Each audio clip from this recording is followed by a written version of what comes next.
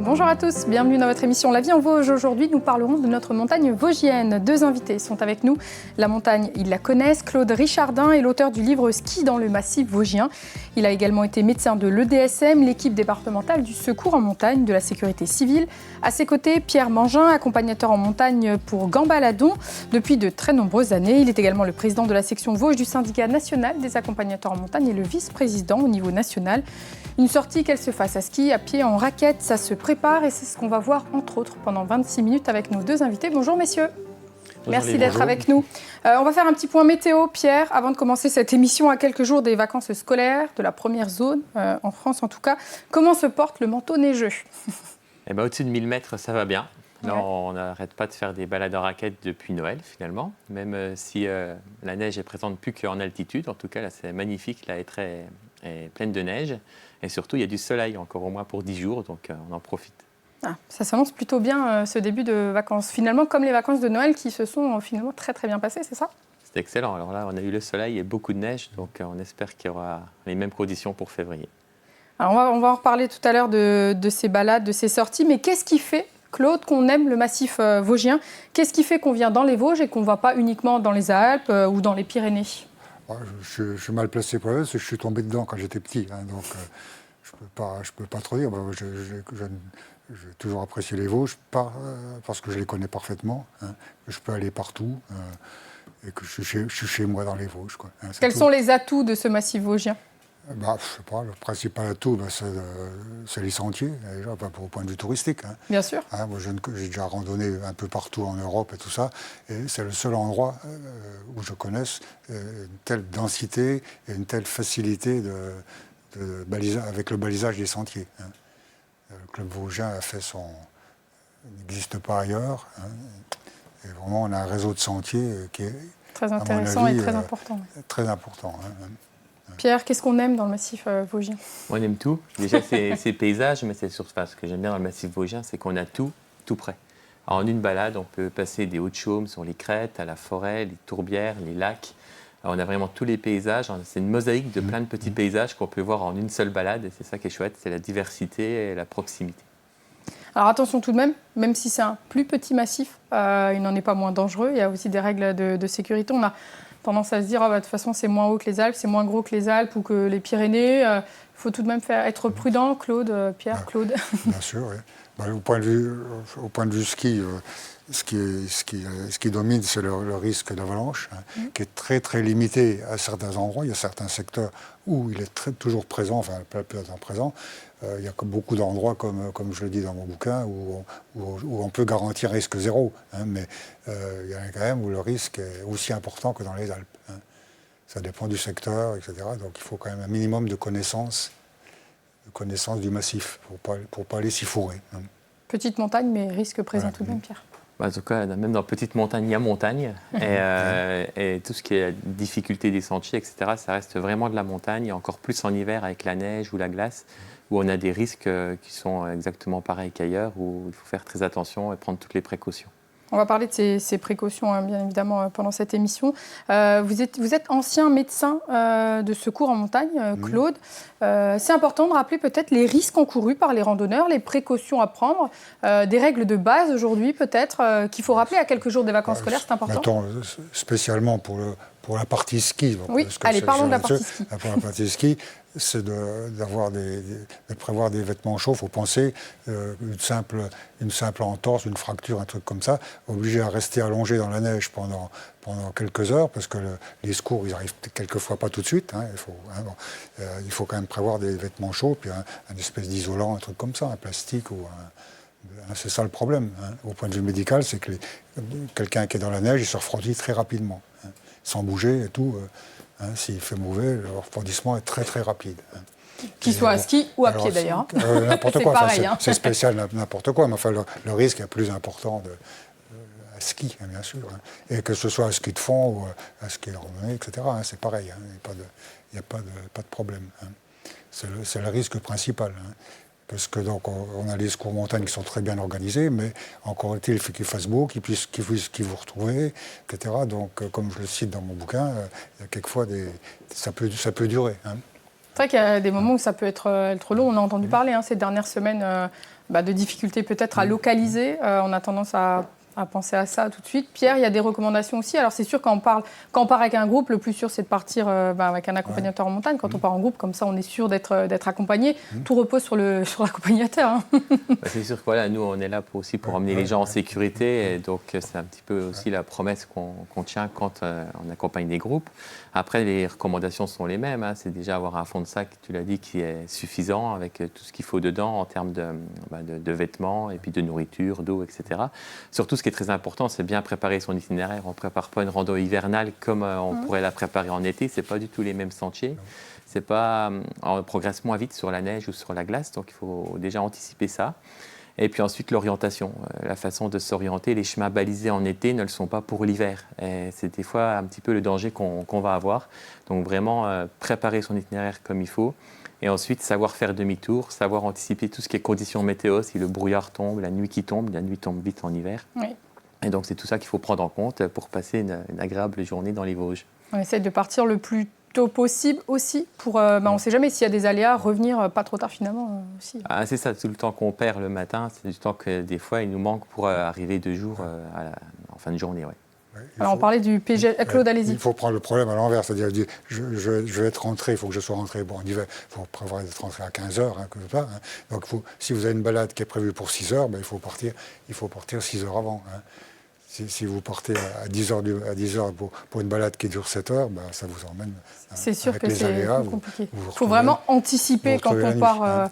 Alors, on prépare aussi sa sortie en été. Enfin, bien évidemment, la préparation est la même, mais l'impact est peut-être moins. Les jours sont plus longs déjà. Hein, donc, les jours sont plus longs et le froid n'est pas là. Alors, il y a le chaud, mais je veux dire, on ne prépare pas exactement de la même manière. Et on parlait des secours, la difficulté de se retrouver, l'importance d'un téléphone, un GPS. Qu'est-ce qu'on préconise ? Si ça passe. Si ça passe, c'est ça. Donc si ça passe pas. Avec de la batterie. Parce que l'hiver, la batterie s'épuise beaucoup plus vite. Et vraiment, pas faire plein de vidéos, plein de photos le matin si on sait qu'on est un peu juste en batterie. Parce que après, on n'a plus de téléphone si jamais il y a besoin. Et pour anticiper la progression. La progression en hiver, elle va être très variable selon que la neige va être gelée, il va y avoir beaucoup de neige fraîche, etc. Donc c'est vraiment des paramètres à prendre en compte. On va regarder un reportage justement sur les secours en montagne. L'Esprit de cordée, un reportage signé Thierry Lasson et Denis Lequienne, c'était en février 2023. En termes de bilan, en fait, c'est un jeune homme de 18 ans qui s'est tordu la cheville en descendant voir la vue là. Il est sécurisé, il est bien sur les appuis. Et donc j'attends la perche pour pouvoir le conditionner. Un scénario bien rodé pour des techniques de secours en montagne qui le sont tout autant, car travaillés et retravaillés chaque mois par les 10 gendarmes, dont 7 sous-officiers du PGHM de Xanru-Longemer, formés au Centre national d'instruction de ski et d'alpinisme de Chamonix, et que nous avons retrouvé ce mardi matin sur le massif des Vosges, au Haut-Gazon, à 1200 mètres d'altitude. Le peloton de gendarmerie de haute montagne, qui en alternance avec les sapeurs-pompiers, réalise en toute saison et en moyenne pas moins d'une centaine d'interventions par an. Et d'ailleurs, on a déjà commencé il y a une dizaine de jours avec 6 interventions en une semaine liées essentiellement à de la randonnée pédestre à pied ou en raquette sur des endroits enneigés. Ce qu'on constate, c'est que les gens s'aventurent sur des sentiers estivaux, donc des sentiers de randonnée qui sont balisés mais pour des activités estivales quand il n'y a pas de neige, et ils s'aventurent à pied sur ces sentiers qui sont forcément enneigés, qui peuvent être verglacés et forcément qui amènent une accidentologie, des chutes ou des glissades. Secouriste au PGHM, un métier passion avant tout. Ouais, c'est bien pris. Je peux y aller. Alors, on l'entend au début du reportage, certains empruntent des sentiers d'été quand c'est l'hiver. On en parlait tout à l'heure, justement, vous le disiez Pierre. C'est plus compliqué forcément et puis on n'arrive pas forcément au même point final. Et c'est encore plus là qu'on comprend l'intérêt d'un accompagnateur en montagne. Ça fait longtemps que vous êtes accompagnateur en montagne. Quelle est la demande aujourd'hui? Est-ce qu'elle a évolué? Est-ce qu'on fait plus appel à un accompagnateur en montagne aujourd'hui? C'est vrai que je suis accompagnateur depuis 2008, donc ça commence à faire, effectivement. Mais on voit quand même une évolution, et on parle souvent de l'après-Covid, et c'est assez vrai. Aujourd'hui, on a de plus en plus de gens qui viennent consommer de l'activité hivernale, comme on va faire du ski, etc. On va faire la balade en raquette. Et c'est des gens qui n'ont pas forcément les codes de la montagne, avec toutes les précautions qu'on vient de parler avant. Donc c'est vraiment... c'est ça qu'ils viennent chercher auprès d'un accompagnateur, c'est de pouvoir faire une balade à leur niveau, en sécurité. Et puis après, découvrir tout le patrimoine naturel et humain, la faune, la flore, et puis tout ce que l'homme a pu faire sur le massif des Vosges. Et donc, c'est un peu notre rôle de passer un moment convivial où on apprend des choses sur la culture locale, sans risque. Alors, 2008, est-ce que la demande était aussi forte qu'aujourd'hui? Est-ce qu'on fait plus confiance? Est-ce qu'on se tourne plus aujourd'hui vers des accompagnateurs en montagne ou est-ce qu'on se fait encore confiance et on part tout seul? Il y a les deux. Après, je pense sûr, que le grand public, l'accompagnateur en montagne, c'est un métier jeune, hein, mais en tout cas, on le connaît de plus en plus. Et les gens prennent l'habitude, on les revoit d'une année sur l'autre, qui reviennent pour des balades découvertes. Et c'est vraiment quelque chose qu'ils apprécient parce que ça va convenir aussi bien aux enfants, etc. On arrive à trouver des côtés ludiques, sympas, et puis à toujours changer de site. Donc la variété et la sécurité. Ouais. D'où viennent majoritairement les touristes aujourd'hui?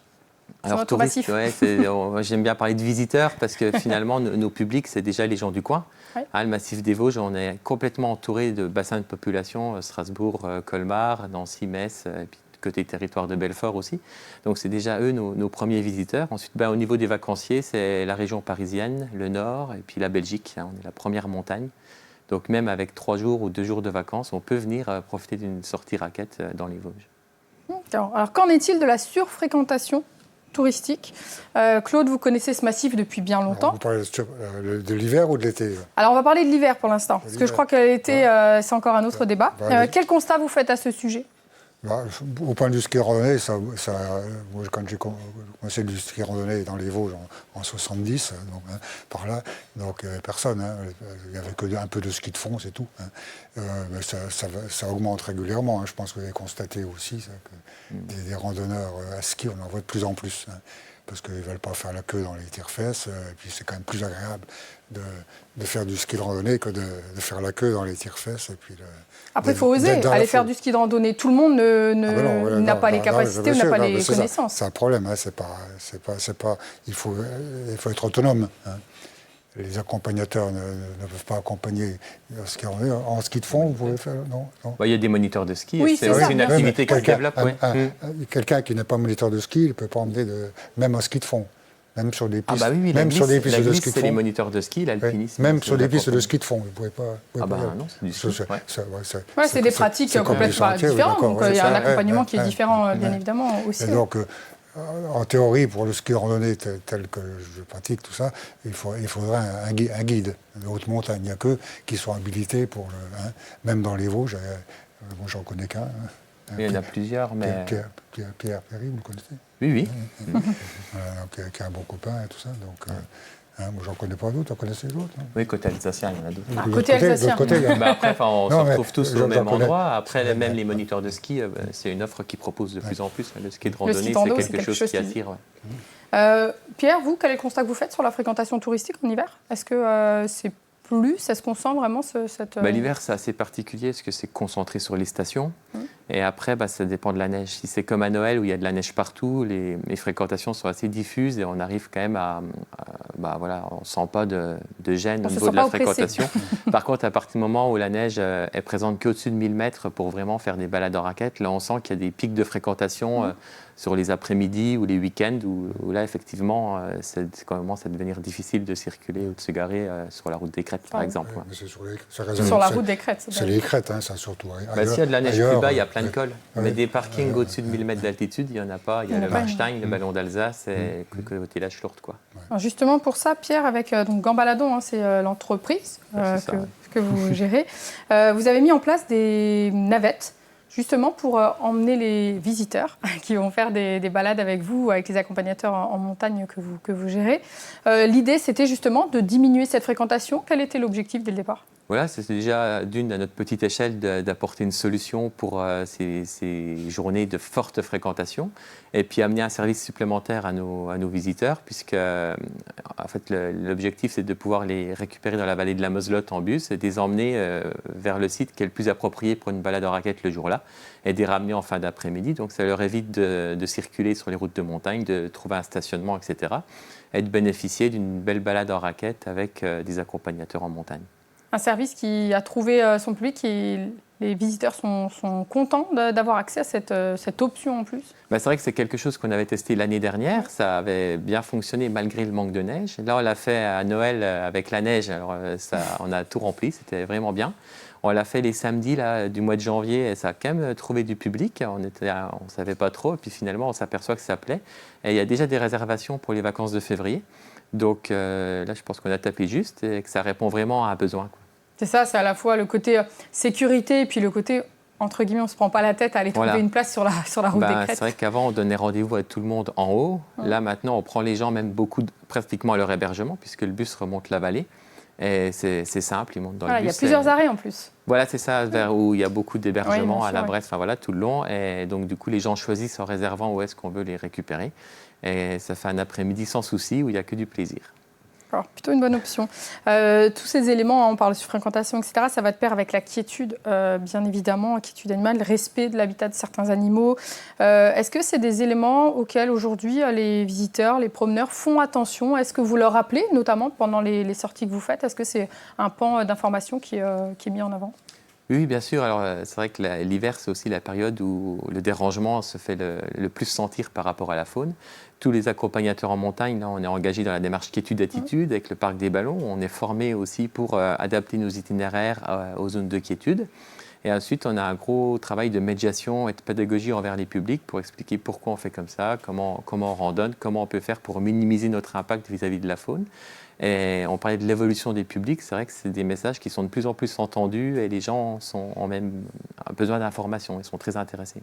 Aider les plus jeunes générations, c'est peut-être là aussi qu'il faut... Oui, et puis même on sent que tout le monde évolue dans le bon sens et commence à se dire, oui, effectivement, il faut qu'on puisse s'amuser, mais aussi tout en respectant la nature qui nous entoure. Alors, on va parler des skieurs. Claude, avec vous, donc votre livre qui est une réédition avec quelques modifications. Ski dans le massif vosgien, les 50 plus belles randonnées, s'adresse donc aux pratiquants du ski rando. Qu'est-ce que c'est le ski rando? Alors, à ne pas confondre avec le ski de fond. Hein. Si on veut. Le ski de rando, il y a deux sortes de ski de randonnée. La randonnée nordique, la randonnée alpine. La randonnée nordique, c'est du ski de fond, en tout terrain. En dehors des traces, en dehors des pistes et tout ça. Et nous, c'est du ski de fond. Si on monte comme en ski de fond et on descend comme en ski de piste, mais partout. Et on peut aller partout, dans n'importe quelle pente en ski de randonnée. En ski de fond, en ski de randonnée nordique, l'équipement ne permet pas d'aller dans les pentes un peu fortes ou dans la grosse neige. Quels sont les atouts de cette pratique? C'est la liberté? C'est la liberté totale. On peut aller où on veut, quand on veut et comme on veut. Et quand on peut. Une pratique qui a évolué avec son temps, d'un point de vue matériel peut-être, ou même pas? Non, ça a toujours... La randonnée, c'est jusque dans les années 60, 50, ça se posait pas... Tout le monde faisait de la randonnée, puisqu'il n'y avait pas de remontée mécanique. Donc les gens montaient comme ils pouvaient, ils descendaient comme ils pouvaient. Alors maintenant, avec l'amélioration des pratiques, avec les tire-fesses, tout ça, les gens skient beaucoup mieux, et de plus en plus de gens font du hors-piste, etc. Donc ils font du hors-piste, pourquoi pas aller faire un petit peu de randonnée pour pouvoir faire du hors-piste, etc. Mais c'est un tout. Donc à vous entendre, le ski de rando se pratique partout. Il faut tout de même être attentif à quelques éléments, j'imagine. Il y a des règles très strictes. Ça peut pas se faire comme ça quand on n'y connaît rien, quand on ne connaît pas le massif, quand on ne connaît pas le matériel. Il faut y aller progressivement. On prend aussi, j'imagine, connaissance de la neige, du manteau neigeux. C'est des éléments à prendre en compte, comme quand on va skier. Ça ne peut pas se faire tout seul. Oui, il faut s'inscrire dans un club, genre club alpin, ou avec des professionnels, ou avec des professionnels de la montagne. Ça se fait beaucoup de gré à gré entre copains, etc. Mais c'est progressif. On ne va pas se lancer tout de suite, aller au Mont Blanc à ski le premier jour.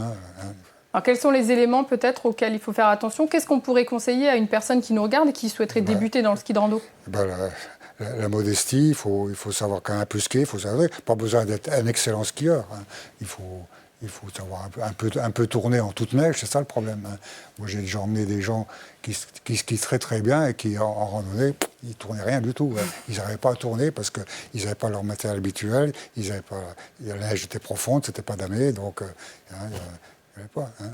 Il faut continuer à savoir faire les gestes anciens, ce qu'on appelle la conversion, hein, retourner comme ça les skis. Hein, quand on ne peut pas tourner, il faut les tourner autrement, etc. Hein.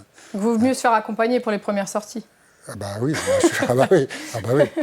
Quand quelqu'un ne peut pas dire je vais dans les Vosges comme ça, d'abord ils ne peuvent pas louer de matériel. Il y a très peu de location de matériel spécial, hein, puisque comme matériel pour la randonnée alpine, on met des pots de phoque, enfin c'est des peluches, c'est pas du phoque, hein, des peluches pour monter, on les enlève et on descend après. Hein.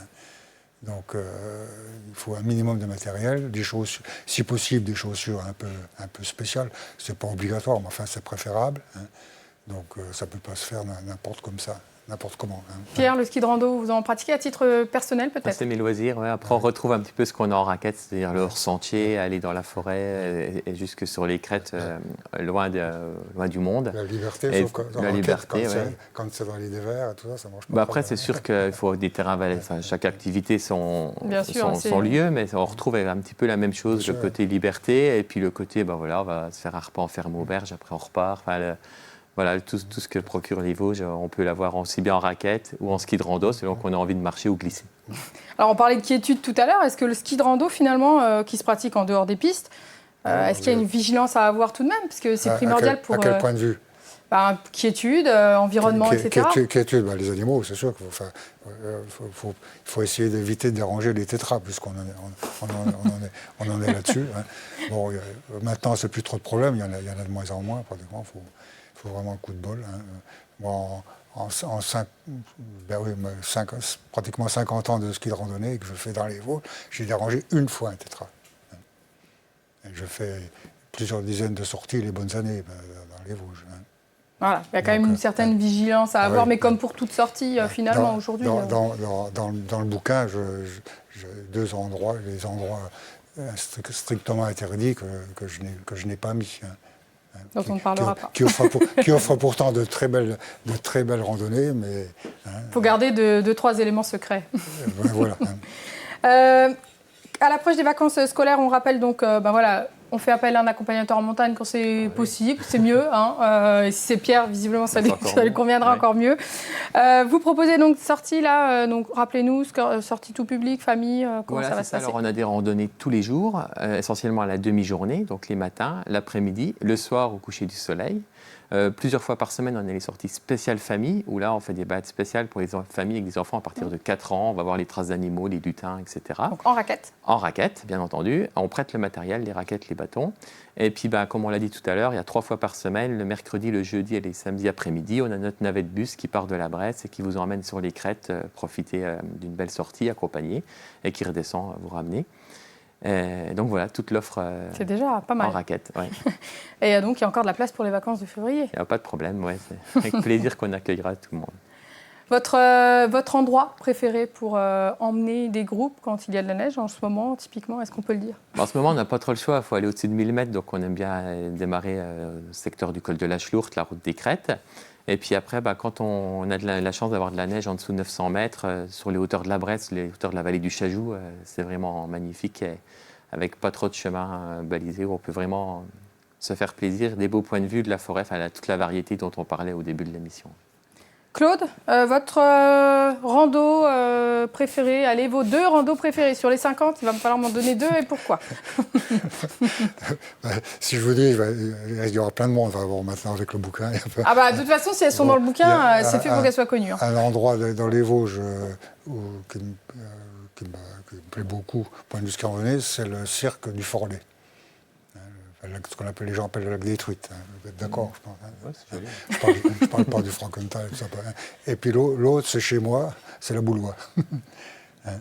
On a la chance d'avoir à Bussan un itinéraire de ski de randonnée qui est sur des anciennes pistes de ski et avec la prolongation jusqu'au village. Hein. Donc quand il y a de la neige à 600 mètres, cette année, pendant les vacances de Noël, ça j'ai fait déjà 3 fois, redescendre jusqu'au village. Il y a 600, ça fait 600 mètres de dénivelé. Hein, on met 2 heures à monter. Et puis, on met à descendre, ça dépend de la neige. J'ai déjà mis plus de temps à descendre qu'à monter certains jours. Hein. Normalement. Donc là, c'est les 2 endroits préférés. L'extrême sud du massif skiable, pour le Boulois, enfin non, il y a encore les coins de Ballon d'Alsace, Ballon de Servance, tout ça. Mais le Ballon de Servance, au point de vue protection, tout le côté Haute-Saône est protégé. Hein. Donc, on a les 2 coins. Si vous voulez en savoir plus, c'est donc dans le livre Ski dans le massif vosgien, les 50 plus belles randonnées, faciles, moyennes, difficiles, vous aurez tout. Merci à tous les 2 d'être venus sur notre plateau. Merci à toute l'équipe pour la réalisation de cette émission. Moi, je vous donne rendez-vous la semaine prochaine et je vous souhaite une très belle semaine sur Vosges Télé. À bientôt.